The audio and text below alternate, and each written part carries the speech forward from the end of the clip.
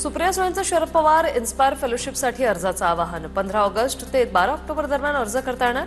कृषी शिष्यवृत्तीसाठी 40, साहित्य शिष्यवृत्तीसाठी 12 तर शिक्षण शिष्यवृत्तीसाठी 30 जणांची निवड केली जाणार।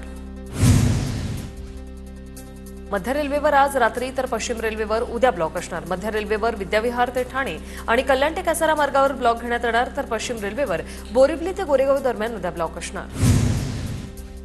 कोस्टल रोडवरून 1,79,80,00,000 वाहनं सुसाट धावली। गेल्या 18 महिन्यांमध्ये दक्षिण मार्गिकेवरून 1 कोटी तर उत्तर मार्गिकेवरून 79,00,000 वाहनांचा प्रवास। कल्याण डोंबिवलीत 325 दहीहंड्या फुटणार। गोविंदांचा जोश वाढवण्यासाठी राजकीय नेत्यांसह सेलिब्रिटीही हजर असणार।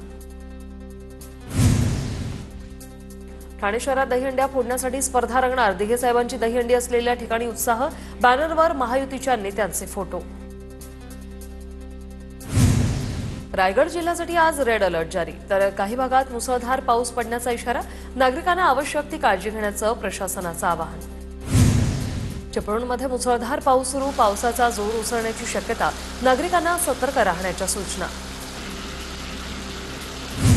जळगाव जिल्ह्यातील अनेक तालुक्यांना पावसाने झोडपलं। अनेक दिवसांच्या विश्रांतीनंतर पावसाची जोरदार हजेरी। पावसामुळे शेतकऱ्यांना मोठा दिलासा, दुष्काळाचं संकट टळलं।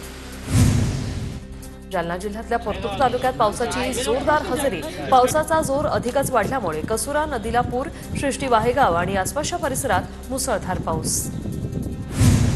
वाशिमच्या रिसोड तालुक्यात मुसळधार पाऊस, नदी नाल्यांना मोठा पूर, अडकलेल्या जनावरांना सुखरूप स्थळी हलवलं।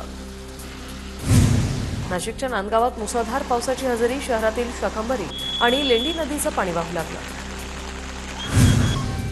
नाशिकच्या नांदगावमध्ये मुसळधार पावसाची हजेरी, शहरातील शाकंभरी आणि लेंडी नदीला पूर। अमरावती जिल्ह्यातील चांदूर बाजार तालुक्यात ढगफुटी सदृश्य पाऊस, माधान गावात मोठ्या प्रमाणात पाणी शिरलं, शेती पिकाचंही मोठं नुकसान। रायगडमध्ये मुसळधार पावसामुळे प्रवेशद्वारावर पाणी साचलं। बाजारपेठ आणि बस स्टँड परिसरात गुडघाभर पाणी साचल्याने वाहन चालकांचा पाण्यातून प्रवास। धाराशिव जिल्ह्यात पावसाचा हाहाकार, मांजरा नदीला आलेल्या महापुरामुळे शेतीचं मोठं नुकसान, जनावरही दगावली। धाराशिव जिल्ह्यात जोरदार पाऊस, तेरणा नदीला पूर, तेरणा नदीच्या पाण्याने टेंभुर्णी लातूर रोडवरील वाहतूक विस्कळीत, तर भूम तालुक्यातील वंजारवाडी गावात विश्वरूपा नदीचं पाणी शिरलंय। धाराशिवच्या सिरसावमध्ये चांदणी नदीला पूर, चांदणी नदीच्या पुराचं पाणी गावात शिरलं। शाळा दुकानांमध्ये पाणी शिरल्याने नागरिकांचं मोठं नुकसान। रत्नागिरीतील संगमेश्वर तालुक्यातील मागजन बाजारपेठेत पाणी शिरलं। रात्रभर कोसळत असलेल्या पावसामुळे गड नदीचं पाणी बाजारपेठेत शिरलं।